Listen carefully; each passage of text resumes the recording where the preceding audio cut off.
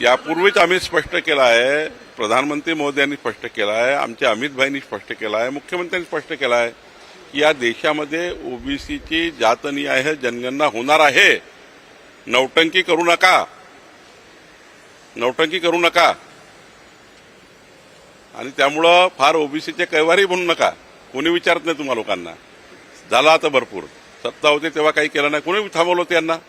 स्वातंत्र्यापासून इंदिरा गांधींनी, स्वर्गीय राजीव गांधींनी आणि सर्वांनीच 65 वर्ष अमर्याद सत्ता भोगली. संविधानामध्ये बदल करावा लागतो. तुम्ही बाकी स्वार्थाकरता संविधान बदलले, पण ओबीसीची जनगणना करता संविधानामध्ये बदल केला नाही. आता त्या ठिकाणी माननीय पंतप्रधान नरेंद्र मोदीजींनी ओबीसीची जातीय जनगणना करण्याचा निर्णय घेतला आणि त्यामुळे ते सेकंड फेज आहे. फेज वाईज असतं हे. आणि त्यामुळे जास्त नौटंकी करू नये. 65 वर्षाचा हिशोब द्या. का नाही केलं 65 वर्ष? कोणी थांबवलं होतं? तुम्ही तर तुमची अमर्याद सत्ता होती. का संविधानामध्ये संशोधन केलं नाही? का जातीय जनगणना केली नाही?